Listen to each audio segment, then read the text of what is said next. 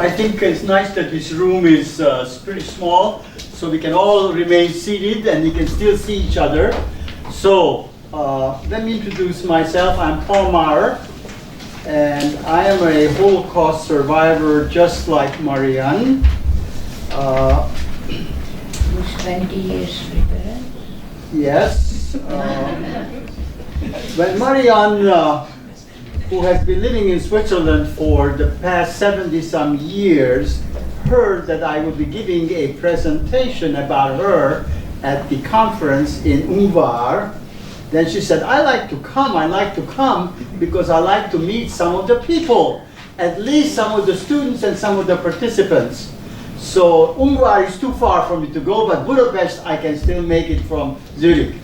So she came a few days ago, and we are very pleased to have her here, both to the participants of the conference and those friends from Budapest we have invited.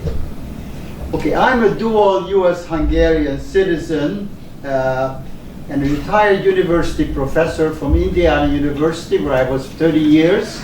And then I came to Central European University, where I was 16 years, and retired from them also a few years ago.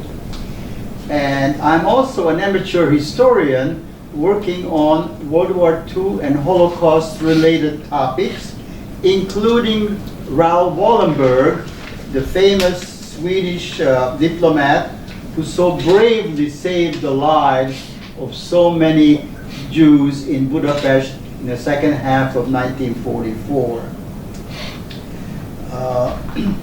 It is interesting just to note that Wallenberg had a chance to assemble a pretty substantial staff, and Marianne was one of the first persons who joined the staff of Wallenberg.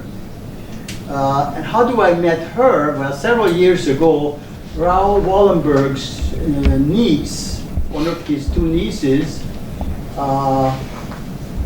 called me from, she also lives in Switzerland, said, do you know that Raoul Wallenberg's last surviving staff member lives also in Switzerland? Would you like me to introduce you? Please, please, please. So we had a lot of exchanges, email, telephone. I went to visit her in Switzerland, and I became sort of her biographer. So I have a 70-page manuscript about her fascinating life. She can only give you a couple of highlights here in this little time. But anybody who is interested, and I'll be glad to send you the pre-publication version of my biography of Marianne. If you leave your name and email or cards, leave it to me at the end. We will be glad to send it to you. Okay? My initial interest in Marianne was Raoul Wallenberg, is understandable. But quickly, my focus shifted from Raoul to Marianne, because more than a dozen books and several thousand articles have appeared about Wallenberg. So whatever is to be known about Wallenberg, except to talk to a person who worked with him, maybe that's unusual, but Wallenberg is a pretty well known. But Marianne is a very interesting person, and she is much less known and so on, so I decided to focus on her. And quick. By the way, if you want to know what Marianne's experience was with Wallenberg, at the bottom of your program, I put a little note where you can find on the World Wide Web what Marianne wrote and was published almost 20 years ago about Wallenberg, her experience. Okay? And if you really want to know about Wallenberg, and there are lots and lots of books that are full of exaggeration, then read the book that I'm suggesting in English, which is also on the bottom of the program.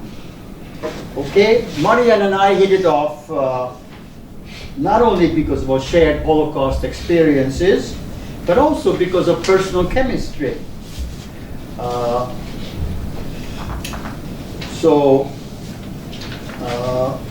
Earlier this week, we had this conference in Ungvar, and representing the leadership is Professor George Iser, conference chairman. And so Marianne would be very pleased to meet some of the conference participants, especially the students. Okay, so let me now briefly introduce Marianne. She's born in Debrecen, that is a city in the eastern part of Hungary, in 1922. So you don't have to take out your computer to know that she's this year 97 years old. Okay, in a Jewish, neolog Jewish family. Neolog means not too religious, but not Orthodox, but still Jewish. And the family moved to Budapest when she was still young. And after Nazi Germany occupied Hungary on March 19, 1944, Adolf Eichmann came with the German troops to advise the anti-Semitic and German-friendly Hungarian government on how it should implement the final solution. Following well-established practice in other countries, Eichmann set up in Budapest a so-called Jewish Council, the Judenrat in German, to help keep the Jewish population calm and to organize the ghettoization of the Jews in the countryside outside Budapest, and in Budapest to push them into so-called Yellow Star houses, and I was also in one of them, and Marianne and her family, until she joined the Swedish mission, also was in the Yellow Star house. Okay? She was, before the German occupation, she was working, teaching English in an adult class, and the institution was sponsored by a Jewish organization. So when the Judenrat was set up, then they practically instructed Marianne to come and work for them to help with the task that the Nazis have given the Jewish Council. And she, of course, realized that what is the purpose of that, was very upset about this, and she decided to resign and leave. And this is a point I'd like to turn it over to Marianne to tell about maybe how she joined the Wallenberg group, a very interesting story, and a couple of her interesting experiences while there. Dear friends, or if you prefer a more formal, ladies and gentlemen, it's a great honor and pleasure for me that Professor Maurer has chosen my life story to be presented in Ukraine and this international conference. One of the reasons, and I hope not the only one, is I am very old. Nearly 97 years old.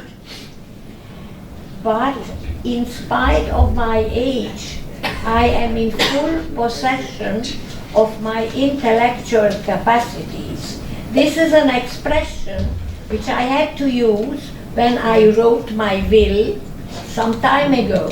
But don't worry, I didn't make my will because I thought I will be killed when I come to Budapest. Once I was nearly killed, but I survived. So I don't think I would have this experience again, but these are sort of official expressions. Anyway, after the conference, or after my address, you will be able to judge if my intellectual capacities are still working or not. That I have reached such an old age, it's thanks to God's grace, whatever religion I belong. And the organic vegetarian diet to which I use and I believe in, and of course the fact that I had the chance and pleasure to work for Raoul Wallenberg. Now, it is normally my profession. I used to be a teacher and I'm giving workshops, and so automatically I have, the word is in French, déformation professionnelle, I don't know that instead of I say things, I prefer the audience to ask me questions.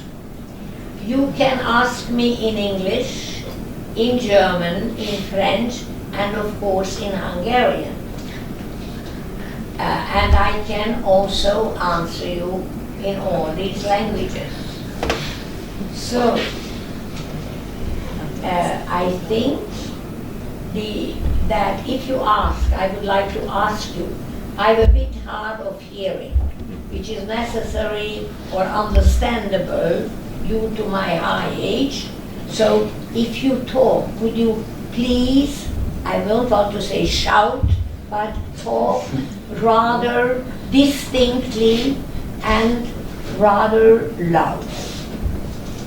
So now I suppose that you would like to know a bit what I have been doing and how did I get to know Wallenberg. Well, as Paul said, I've been working in the Judenrat, which was not my choice at all, but I had to. And my job, what it was, to try, we had to find which were the so-called Jewish houses, because when there were more inhabitants who were Jews, then the house was declared Jewish house. When there were less Jewish inhabitants and more Christian, then the Jews had to leave. And this work to sort of find out and make a list which were Jewish houses and which were Christian houses, that was the duty, some of the duty that the so-called Judenrat was doing. And there was a date by which they were supposed to finish. And I don't want to say names, I may not remember, but the management thought we shall show the German how efficient we are. And instead of working and until the day they finish, we are going to do everything to finish earlier. And I thought that was disgusting. Sorry. And then I also had a colleague, Ivan Seikei, a very well known family of pharmacists, and he and I became friends, and he felt the same. And he told me that by the grapevine, he heard there will be a Swedish diplomat, or it was actually a businessman who became diplomat, to come to Hungary and try to set up a sort of method by which Jews could be saved from concentration. And he told me, well, since you speak languages, I didn't speak Swedish then, I speak a little now, but very little. And he said, well, English of course, German unfortunately yes or no. Anyway, as he said that we shall, I think you will be able to get a job, and I would let you know. But I left this Yiddish Rat because I was fed up. And I said I am sick, which I was sick physically and mentally, and at the same time there were my mother and my father to look after, whatever. Anyway, I left, and I was waiting and waiting for Iran to call me, and he didn't. Now, if people don't do what I would like them to do, then I like to take things in my hand. Even in my age, if I can organize things, then I do. There are moments when you can't, but I try at least. And so one day I decided, okay, I am going to this Swedish legation and find out if Ivan is still there and if there's a possibility for me to work there. And of course, I was living with my parents in the so-called Jewish house with the yellow star. So my father had a very nice red scarf, and I put on the red scarf, and we had a concierge, we had what you call concierge. Concierge, that's A good enough. concierge. Husband said. But she didn't see me because we had a curfew. You couldn't leave earlier and could come back, whatever. Anyway, I walked all the way to, that was Jopa utca, now I think it is Minerva utca or the other way around, all the way on Gellért hegy, etc. Because I didn't want to take a tram, because in a tram you never know, they try to ask paper, and I arrived there. So previously my father had connection for the Hungarian Red Cross, and they gave him a sort of letter that my daughter is interested, I don't, to work in this Swedish action or whatever. And I got there was a queue, and I had this letter with the Red Cross emblem, and I went to the guard. It was a fairly decent man. Don't forget to say that there was a long line of people trying to get in there to get some papers. Yes. And you get around the line. But I went to him, I showed him the letter, and he let me go in. Well, that was already one step, which good. And then I was looking for Ivan, I found him, and he said, oh, I'm sorry, but I wanted to call you, but I'm going to introduce you to the head of the personnel. And then he asked my name, which my name is Mobach, like Sebastian. Yes, but I am no family member of Johann Sebastian. I don't even like his music, but fairly. No, my son loves it, so I just love it. Sorry. Anyway, Ivan introduced me to this man, his name was Turei, and when he heard my name, he said, oh, are you any relation of Jenő Bach in Debrecen? And I said, it was my father, it is my father. Oh, well, in this case, it's okay, you are engaged. And very good, because he didn't ask my typing capacity, because that was not very, very high level. It hasn't been, and still not even the computer, but I sort of managed. Anyway, that's how I got employed. So that was number one, which you consider it was a chance. Well, it is a chance. Now, what was I doing? I could also stop here and ask you, or rather suggest, if you want to ask me specific questions, I can stop and let you ask. Or if you want me to continue two sort of heroic acts, which I didn't realize the moment it was a heroic act, because I was 21 and I wanted to live whatever it takes. And whatever, if I could do something, then I did. But Paul imagined or wrote it down that I am a heroine. Well, I'm not. Okay. Right, before the questions, please tell about what those things that you did. Yeah, well, Please. can we have the time? Yes, we have the time. Good. Yeah. Okay, so,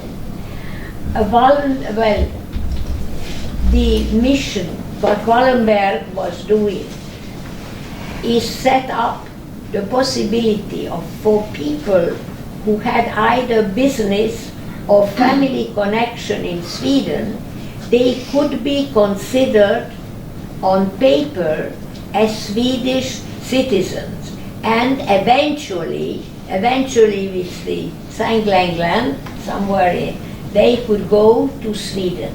And that should have been, was supposed to be, Schutzpass, that they are Swedish citizens, and they are exempt of the laws against Jews. And so these papers were given to people who came to the embassy, and we had to check the papers and the references, and then we typed out, made out these Schutzpasses with the name of the Wallenberg and that Daniel, the ambassador. It was the text in Hungarian and German, and then there was a picture, okay. But some people had these papers, but they didn't have a chance to go to the embassy to collect it. So, unfortunately, they were caught on the street, and they were taken to Téglagyár, the brick factory outside Budapest, and there they were in concentration camp. They were ready, already gathered together, that eventually they would be put in the wagon and go away to wherever. As you certainly know, to Auschwitz, but we didn't know it then. And then the people, the family, when they found out that they were already the concentration camp, then they called us to say that my father or mother or whatever applied but had no time to get it and is in brick factory. So would somebody please do something about it? So Wallenberg decided that somebody should take these Schutzpasses were already written, stamped, signed, that they should go with the list to the commandant and get these people out. Now people say it was a heroic act. That time it was, why try it? Maybe it works, maybe it doesn't. But that was normally, like the other girls or women, we had to type the Schutzpasses, fill in a form, or we had to file and find out. So it was an office work. Now this was something that could be voluntary. And then that's the only time when I remember that I actually talked to Wallenberg. He came and saw what we were doing, and he asked me, "Are you afraid?" And I said, "No, why should I?" He said, "But it might be dangerous." And I thought, anything but typing, I would love to do it. And when you are young, and then there were danger everywhere, on the street, in the air, so I said, I was a colleague of mine who had a car, and then we went to the brick factory with our certificate, of course, identity card to say Marianne is working, is a member of the special Swedish mission, and we had to present it, and we had a list of these people. And the commander looked at it and he said, "Okay, you can do it." Well, I think that was something achieved, number one. But then we had to go into that place. And I must say that it was very heart-rendering to see people on the floor, huddled around, waiting to... It was a sight that I've never seen anything like it. And that is the moment when I suddenly thought, well, actually, I could be also one of those people sitting there by God's grace, or my guardian angel of Wallenberg. I am not somebody sitting there, but I am, on the contrary, on the upper side of the situation, and I come here with a list, and I call the people with the list, the name, and those people whose name was on the list, then they raise their hand and say, "Yes, I am so and so." And then we gather them together. And then, of course, what a sad thing, that there were people who were not on the list. And they came to us and say, well, couldn't you do something? And we couldn't. And that was absolutely heartbreaking, because I had a sort of power, but I had no power. They couldn't understand, some of them, why Mr. So-and-so could go out and why Miss So-and-so can't, or Mr. So-and-so. And that is, for me, a situation which I shall never forget. I don't know about the other at the station, but I think this is more, in my mind, Yes. is that enough? It is very good, yes, because I know people want to ask questions and you like the questions. Yes. I like to just add one comment. Those who were employed by the Swedish Rescue Mission had a paper that they are there employed and they were exempt from all Jewish laws. No curfew, no living in a Jewish, having to live in a Yellow Star house, no subject to deportation. Why? Because Sweden and also Switzerland, both in the same situation, were very important financial and trading partners for Nazi Germany and for Hungary. And so, in order to maintain that good relationship, they were willing to do these small favors to the Swedish embassy and the Swiss embassy to allow them these exceptions, because they wanted to maintain good diplomatic relations in their financial and business interest. So this is how come that Marianne and also her family could be exempt from, this is why when she says, I was saved by Wallenberg, this really is the case, otherwise she would be in a brick factory and probably Auschwitz and not alive right now. And burned. And burned. Yeah. Sorry. Okay. Let's open up to questions from students, from anybody else. I'd like to ask you, as repeat, please be loud so everybody else can hear and Marianne can hear. And please make your question brief so that other people have a chance to ask also. Please, anybody else would like to ask a question or make a comment? Please. My question is that ever since this rescue mission and action, there have been voices and which said that the Swedish legation or the Wallenberg mission sold these Schutzpasses for money. No! No! No! That is a calumny.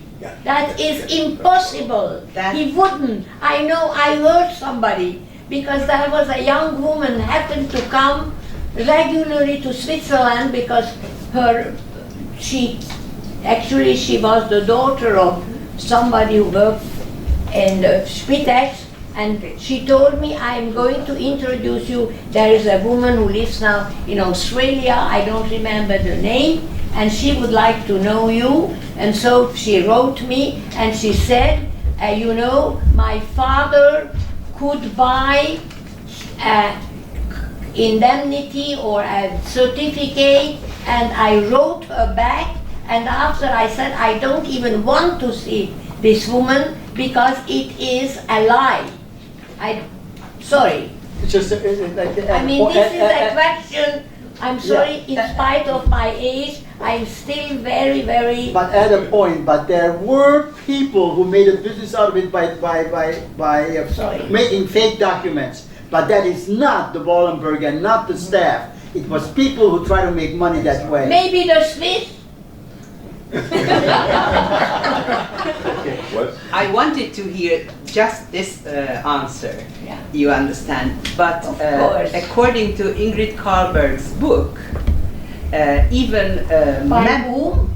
Ingrid Carlberg. That- But I know her, I know her. I know that you know her. I know.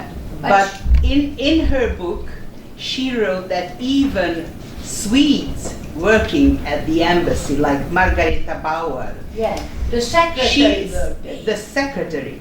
She gave a testimony after returning to Stockholm that there were a trade with the Schutzpasses in Budapest.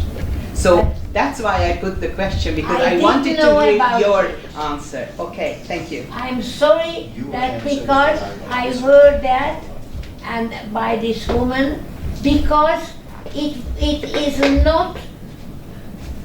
does not fit to his mentality. I think, I don't know, I am Swiss by marriage, I'm Hungarian by birth, and my heart is for England, so so it's difficult to say. And of course, I'm worried what's happening in Israel, but that is another which I wouldn't even get into it. So I think I am a Weltbürger, what you say that it's a German. Most citizens. Yes. Yeah. But this thing I've heard, and it would make my blood boil. I didn't want to upset you. I just wanted to hear this reply. Yes, Thank good. you. Please. So I'm sorry, but You gave a good Because- reply. You gave a no, good because I reply. had this with this girl, and after she was supposed to come, because I live near Neuchâtel, and she wanted to come and visit me, and luckily I had a pneumonia. No, really, I had a pneumonia, and it was a very good excuse that I wrote her that I'm terribly sorry, I'm going to hospital and I can't see. Okay, lady there, please. Well, just another sentence. My mother worked also in the office issuing Schutzpasses, and I can confirm that there was never ever a word by buying or purchasing or selling Schutzpasses. It was absolutely no question. Thank you very much. And then the students, I hope that you will have some questions. Here's your historic opportunity. Yes, sir. Yeah, I guess I would just ask, I'm Ben, by the way. It's really nice to meet you. Thank you for speaking with us today. But kind of what are some lessons you took into the rest of your life from your time with the rescue mission? I'm sorry, I don't understand it. So You some speak lessons. American English. Slow down a bit. British accent. Oh, my accent. Oh, I'm sorry. So I guess. Sorry, Paul. Okay. that's all. No, So- but would you mind repeating your question? Sure, absolutely. So some lessons you took into the rest of your life from your time with the Wallenberg rescue mission. What lessons have you taken from? Can you repeat this? Yes. What lessons did you take from your work with the Wallenberg mission that you kept for the rest of your life? What that's lessons? What message? Lessons. What lessons? What have you, Lessons. what have you Message. taken What away? Yeah.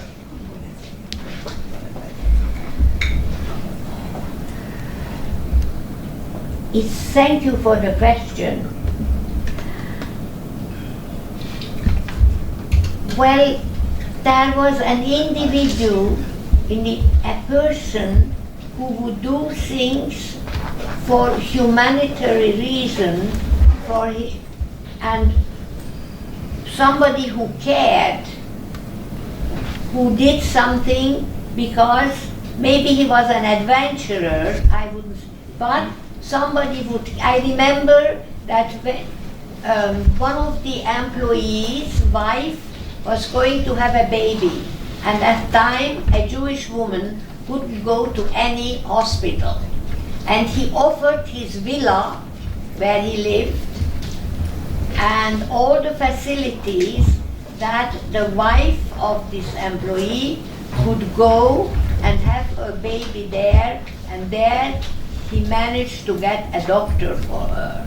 And that was an act which pure charity, because there are acts of charity, and then after you want to be in a list and say so and so donated so and so. Well, that was not his. See, he was human, and also he would go and risk his life.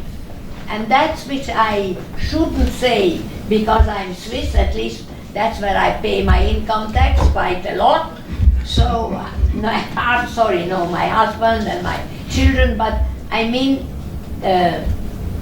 it's the, why did I say that? Yeah, because you wanted to say that it was not like the Swiss. Yes, that the Swiss, they also did a very, very important saving, rescue action.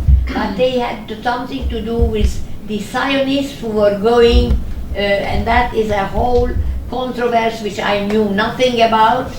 But we had a round table in Paris where it was already mentioned, and Wallenberg risked his life. He really went on the street, he went to the Hungarian, German, German border. No, it was Austrian, sorry. That was to go to Vienna. That was Hungarian, and there he stopped a wagon, and he was distributing, not for money, but for the good of his heart, to people who were in the wagon, and without saying, are you so and so? And he managed to save a lot of people. And that is something which you mentioned, that a whole wagon load of people came back from the Hegyes Halom, I suppose it was Hegyes Halom, and arrived at the Józsefvárosi pályaudvar, and they were saved, and then they could go to protected houses. I think there was what you call the international ghetto. And that was, now there you said this, that I was supposed to, there was a, not a gender, because the gender, excuse me, but they were the scum of the earth, as far as I'm concerned, sorry. But there was an officer, a police officer, and he was trying to control the papers that who came back on that wagon. It really had and able to set the stage for this, because it's a very interesting story, but I think it's important to set the stage. Wallenberg went to the border station and managed to say, here are the persons whom you took on the wagons, about hundreds and thousands, but I have several who have the Schutzpass, but didn't have a chance to pick it up. And he was able to talk into the station manager, who called Budapest and so on, that those people who have about 35 or 40 should be sent back to Budapest. And when said to the Budapest, Wallenberg knew everybody, to the head of the railroad station in Budapest, when these people come back on the wagon, please call me so we can pick them up. And then they got the call, and these women were on the side, waiting in a wagon, and then Wallenberg asked for volunteers. And Marianne was one to fetch those, because I don't have time to go, and so on. But all the staff was Jewish. So Jews had to go from the mission who were exempt in some way to try to save other Jews. And Marianne volunteered. And because I'm supposed not to look Jewish, I don't know. That's right. And Wallenberg said, oh, it's great. You're blonde, you don't look Jewish, you give credibility to this mission. And so she was not the leader of that. A man whose name she forgot was the one who was the leader to get those people, so on. And then she just amazed watching those people walk. And then please pick up the story. What happened? Well,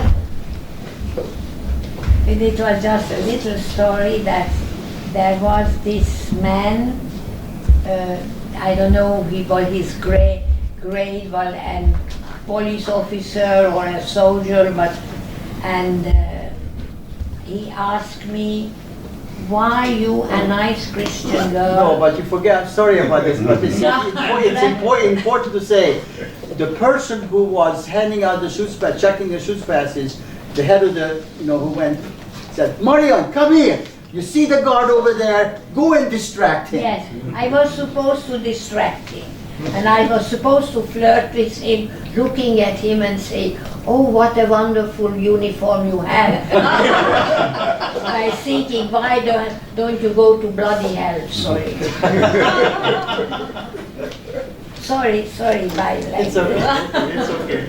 And then he asked me, why do I care for these wretched Jews? And then A nice Christian girl, why do you care about those also wretched a Jews? moment when I can keep my mouth shut, not always, but that time I had to, and I said, well, I was working for the Hungarian Red Cross, and the Swede wanted somebody to help out, and so I was transferred momentarily, and then he invited me for a drink in the evening, and I said, I am terribly sorry, but I live with my parents. This was true, and I had a fiancé more or less in the front.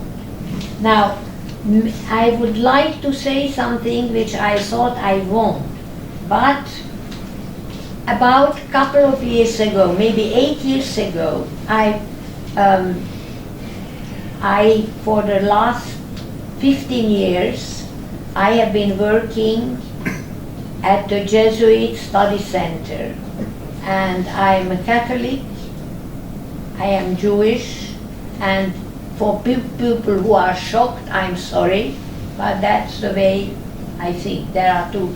And anyway, there was the head of the Hungarian Jesuit community, or there was a conference, an international conference in Budapest, organized by the Vatican, where there were from the Hungarian clergy, and of course they were looking at the fact how the so-called Eastern countries like Hungary, Romania, Poland, what is the situation of the Jews in 2008 or something. And Christian, who became a close friend, he's going to bury me, I don't know, maybe not tomorrow, but sometime. And he said, well, I wanted to hear at least one of the discussion, and there was a little lunch, a buffet lunch, and he said, all right, I will introduce to Cardinal or whatever. Okay. And there we were sort of queuing up where we had something to eat and drink, and there was, I don't remember the name, there was a Hungarian bishop, and he asked me the same question, which I shall never forget. He said, how did a Swedish neutral person of a good, important family, because the Wallenberg bankers' family, they are like Rothschild, except they are not Jewish, but they are Lutheran probably. And why should he come to Hungary to save Jews? And I said, am I dreaming? Is it the same that somebody asked me 70 years ago? But since I was invited, and I was a lady, or I suppose so, behaved, so I swallowed and I looked at him, and I think I said, well, that's what he wanted to do. But then after he looked at me and said, but you are now Catholic, aren't you? And I didn't say unfortunately so, but I just said, yes, but it has nothing to do with it. Afterwards, we went around when it was, this buffet lunch, we pick up something, and then we sat at a table with Christian and this Hungarian man, and Christian thought, all right, well, you will be happy to talk in Hungarian, but not to that man. And then suddenly there came an American woman, was looking for a place to sit, and I said, come here, there is still a seat for you. And during the whole buffet lunch, I was talking to this American woman, and I didn't say one word, because I thought, how possible that somebody who is a bishop, who comes, that was an international organization, to have an understanding and a help, because Christian wrote, he is a Judaistic, he went to Jerusalem, he wrote his PhD and he helped somebody, it's in your book, but I would like to say that I had a problem, of course, you are Jewish, you are Christian, what are you? And when he told me the Virgin Mary was the first Jewish mother, I always remember that. So for me, it is a way, maybe not everybody, but I think the Jesuits are open to all religion. I'm sorry, I'm not here to make a propaganda for the Jesuits, but I just thought I will have to say Before that. we have to close, let's see if we have some more questions. Please. Én azt szeretném megkérdezni, hogy a magyar, tehát a nagy gettó, illetve a nemzetközi gettó lakói mit tudtak a 44. július 6-i koszorús akcióról? Fogalmam nincs. I have no idea. Shall I say what this lady, what's your name, madam? Zsuzsa Hantó. Zsuzsa Hantó, okay. This lady asked if the people in the international ghetto in 1944 mit tudtak. What did they know? What was happening? And I told her I have no idea. Ugyanis Wallenberg 44. július 8-án érkezett Budapestre. Bravo. Ha nincs koszorús akció, ha koszorús ezredes nem ment meg a zsidókat, Wallenbergnek nem lett volna kit menteni július 8-a után. Ezért kérdezem. Paul, you know all about Kosovo, so we you will talk answer. about it, but it's not I think it's not But answer not the something. Hungarian to the... No, it's not something she knows because we have been in contact about this. I would like something that is her experience to be asked Marianne. So anybody, please, I would like to see another student to ask a question, please. The rabbi there to ask a question. Can you share with us about your later life, your family, and what you're doing for children, for grandchildren? Share about your later life, something about your later life, subsequent life.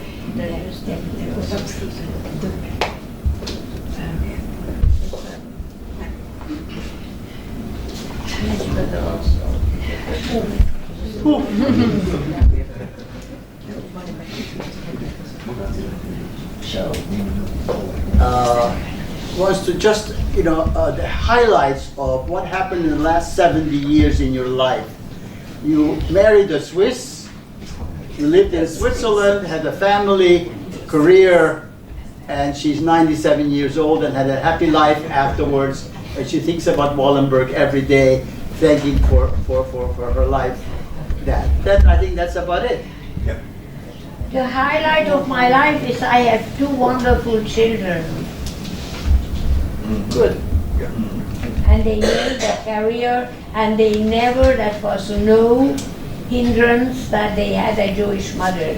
My son became a very well-known, internationally known neurologist, and my daughter is family therapist and social worker, and they all have been to Israel, and they all absolutely know, but for a long time I never talked about my experience because my husband was a very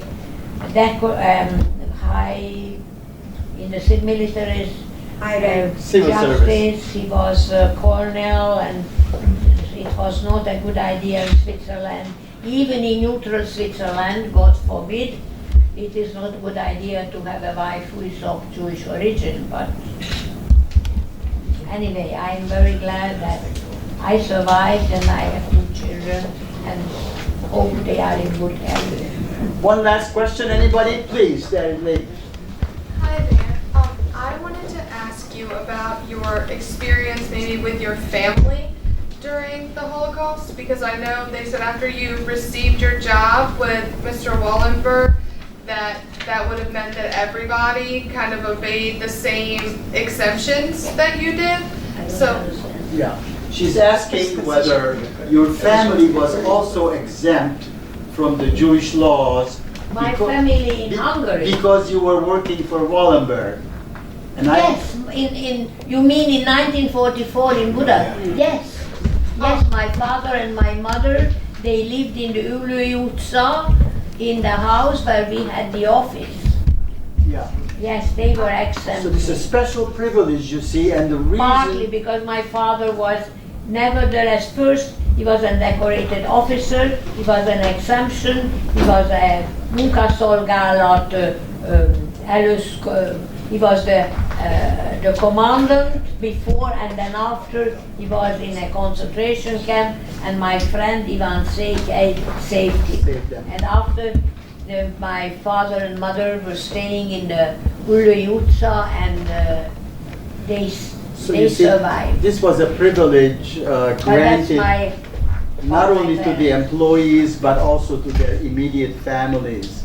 And the Yes. reason that the Hungarians and Germans granted this and more or less observed until the Arrow Cross came, and then it was not necessarily a saving because they wanted to maintain good financial, economic relationship with Nazi Germany and Hungary.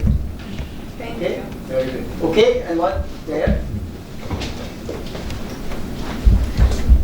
Hi. So because you and your family were granted that security by you working for Wallenberg, what was the, I guess, interactions like between you and other Jews looking for that similar safety? Was it more of envy or more of looking to you for help? Okay, the question is, what was the relationship between you who were protected because working for Wallenberg and the other Jews? Were they envious or try to get help or something? Yeah, I mean the people whom I met on the street, or what sort of other Jews? What sort of other Jews, yes? I guess Jews who were facing insecurity But and where would persecution. I meet? You mean she's working in the office, so she didn't go out to the talk to the people who were standing in I line? talk to people and it's such a long. That's okay. I am sure I have been thinking of it at the time, but just, I don't know. I mean, I was. Well, if you have. Are you American? Yeah. Yeah. Okay. Well, if somebody is a Negro and would say, or somebody who is not, sorry, I forget it, I didn't say that.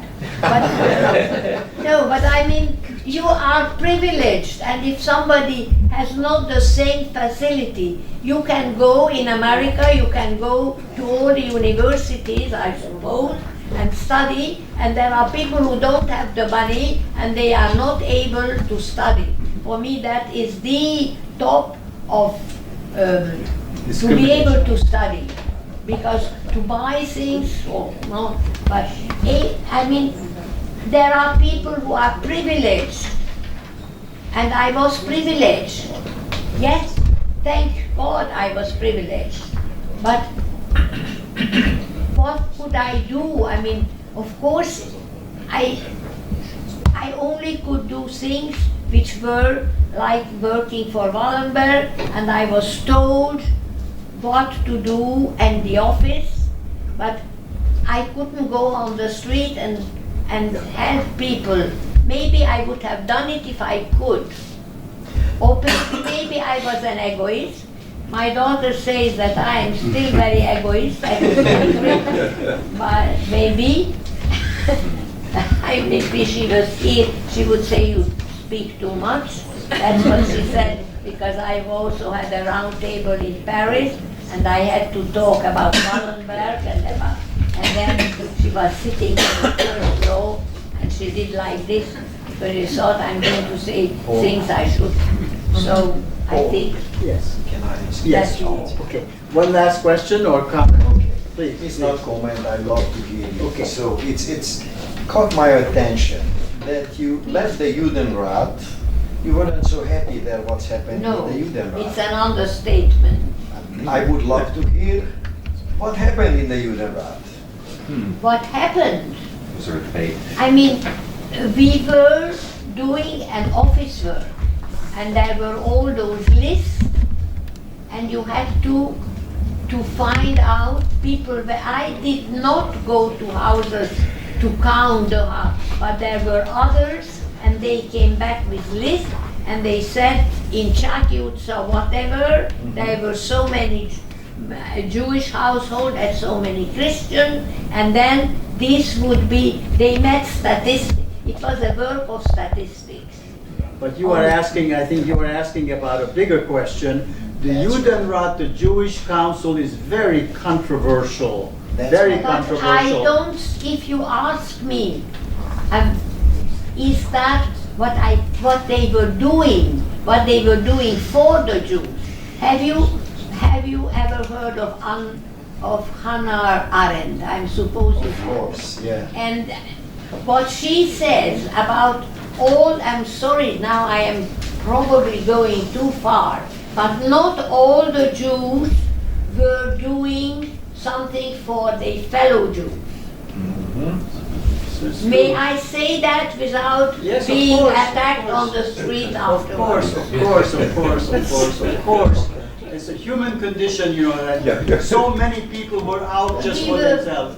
I was not, because I was just a poor little girl. I mean, poor little girl, that means I was not important, really. Now you made me important. No, okay. But let me just make a comment But on it's- George's question. No, but I wanted to say that they were behaving something like they had the right to make decision without, we were not asked to work, not to work day and night to arrive to this limit. We were just Yes. like, Understand that we understand that you had a very low Very low. calorical diet. But I think the question here was a much bigger one, and I say that the Judenrat, the Jewish Council, was highly controversial. Some people say what? they didn't, highly controversial, because among other things what got Marianne upset, they were so anxious to please the Nazis, the Yes, Germans and exactly. so on, to do it even before the deadline, That's- because they but thought... that's what I said. I was Yeah, no, it's okay. And because they thought that by doing it, they're doing a favor, they will get a better treatment, the Jews. That was a mistake. And of course, 500,000 Jews who were deported. What could the Jewish leadership do? I mean, where would those Hungarians go? They didn't warn them. If they tried to warn them, they didn't believe that that could happen, and so on. So it's a very complicated issue. And from Marianne's perspective, perfectly understand, she hated the idea that she was pushed to do it even faster to please the Germans. But you know, it was a very difficult situation. Thank you. Okay, now, thank you very much for... Thank you.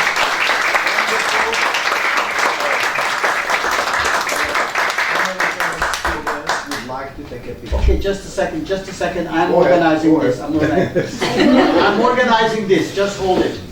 I know that some people would like to maybe shake her hand or take a picture with her. We have a situation, but we don't want to crowd on her right now. So we simply ask people who want to have a couple of minutes with her on one-to-one, not for a very long time, because I think there will be more people. Please just line up, and then one by one, you're welcome to talk to her. Okay? So thank you, this event is over. Thank you for, this is the Wallenberg room of the Holocaust Memorial Center. Couldn't be more appropriate places. Historic events because of Marianne. Okay, thank you. Please line up this way. We want to talk to her.